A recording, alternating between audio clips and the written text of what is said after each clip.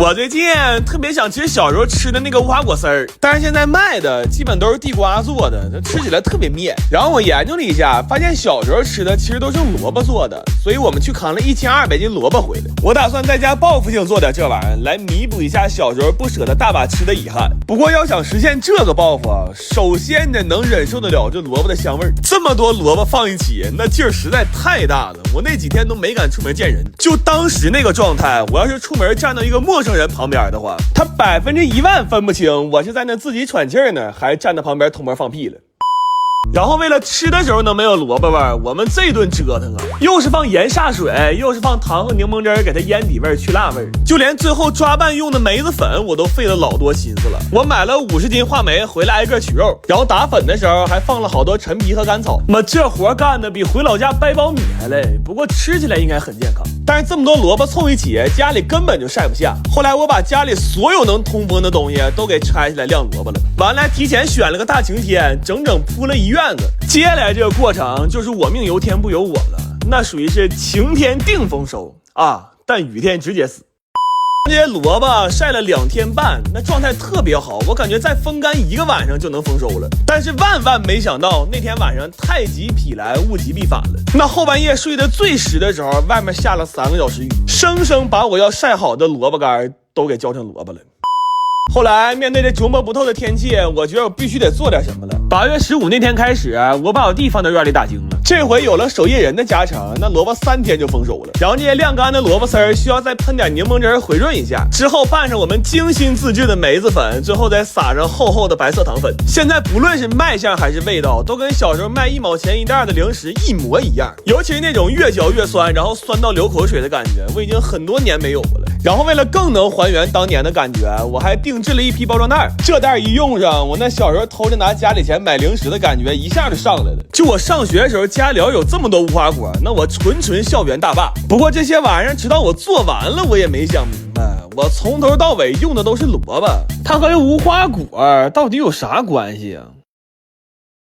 我最近特别怀念小时候吃的那种香辣小鱼干，但是市面上卖的这么多年，基本上口感和味道也没什么变化，多少有点吃腻了。所以我买了500斤满籽的多春鱼，我打算用麻辣小鱼干的做法，把这玩意儿做成可以空口吃的小零食。这鱼肚子里全是籽，想想做完就特别好吃，但就是收起来有点麻烦。每条鱼都需要处理干净它的鳃和内脏，而且没有任何工具，只能徒手干。然后要命的是还不能手抖，要是但凡给这苦胆掏破了，那可就全完了。主要我们试了一下，要是这苦胆没掏干净就开始做的话，那这鱼做出来恐怕是要比我们的命还苦啊。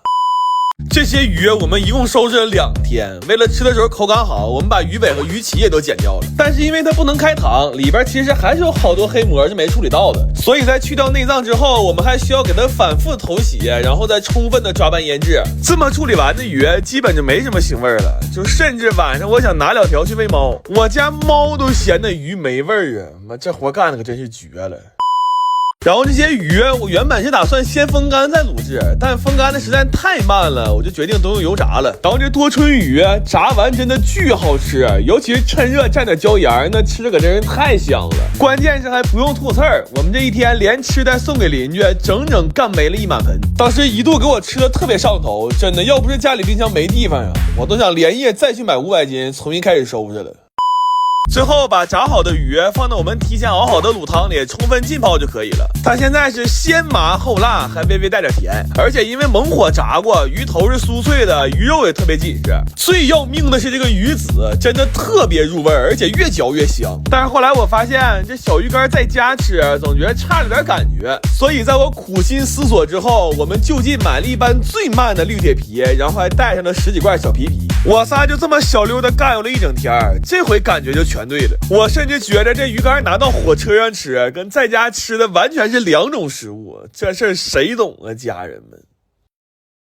我最近特别好奇那种细如发丝的龙须酥是怎么做出来的，所以我买了100多斤糖，我想在家体验一下这个过程。然后做之前我看了1宿教程，我当时感觉我厉害透了，甚至我觉得这玩意儿都没有小时候翻绳难。结果干上之后，那翻车都要翻出花来了，那糖不少软了就少硬了，甚至有一呆我那糖拉着拉着还给我弟头发粘一起去。好家伙，正值正月他头发赶上这么大个结，这事儿我想想都替我爸感到后怕呀。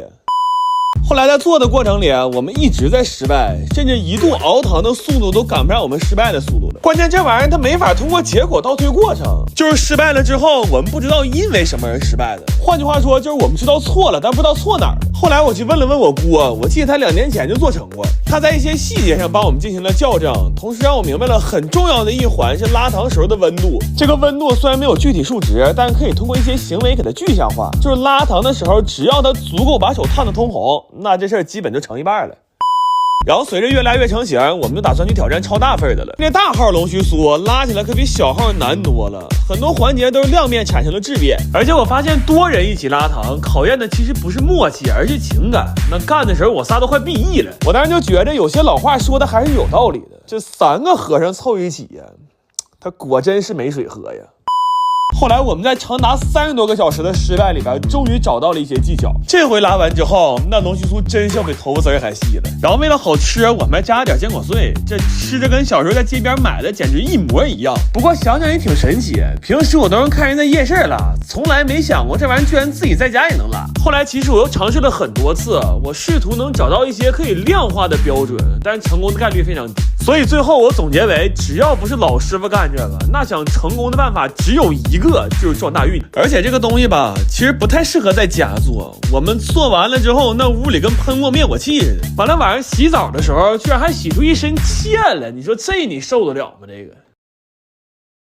我最近看点兵越来越好，心里特别激动。作为一个本地老土著我实在是太想在这个时候给斌子干点事儿了，所以我买了500多斤水果，我打算做1500根冰糖葫芦上大街免费给游客发去，让大家感受一下我们本地人的美食和热情。但是那1500根口号喊挺爽，做起来真是要了命。这里的每一个环节都比我想象的要复杂，就光给这160斤山楂去籽压扁，我们就干了一整天。问题越着急还越出错，那熬糖的时候一会儿熬糊了，一会儿干翻沙了。我当时心里慌的一批，我心说要是按照这个效率还想如期发放的话，那恐怕我得尽早去找几个卖糖葫芦的摊贩聊一聊团购的事儿了。所以后来我们就开始尝试找朋友来帮忙，然后一听说是招待南方小青豆，大家都特别热情。最多的时候，我家这客厅里同时容纳了21个人，就恨不得走道都得横着走。而且人多了之后，这流水线也流畅了。就在这么一个40多平米的小客厅里，我们同时组建出了6个工作部门。但即便是在这么高效的工作架构之下，我们的节奏依然非常紧张。那天看直播都有印象吧，我们全程都没工夫说话了，后来就连上厕所都有时间限制了，你就说这强度它有多魔鬼吧。然后除了这些正常的糖葫芦，我还想做几个超长的给大家照相用，但这玩意儿做起来也贼费事。我们需要先用刀一点一点的把这架条削得足够细，才能往上穿水果。那老上糖局穿的恨不得穿仨就得碎俩，就穿这么一串给我们小脸吃的是辣黄。然后除了这些2米的糖葫芦，我还专门给大家做了一个能拍照的自行车。就准备完这些东西，我真是把家底都掏干净了。我当时有种什么感觉呢？就是我好像在那一刻和哈尔滨文旅共情了。最后盘点了一下，历时4天，我们一共做出来1726串，再多做1串我都容易嘎了。然后发的时候，考虑到几个景点间隔太远，我就弄了个小推车，我把这几个景点串成了一个路线，然后全程推着这小车给大家发。零下20多度的天里，我们走了9个半小时，给我冻得都想嘎肾了。但是看到大家拿到糖葫芦之后那种喜悦，我真特别满足。然后那天还有很多本地人自发来送暖贴和维持秩序，我当时就觉着今年要是从物理温度上来说，可能哈尔滨最冷的一年，但是从情感上来说的话，今年的哈尔滨呢，它实在是暖得发烫啊！来了就是自己人，欢迎你来哈尔滨！妈，整挺想哭。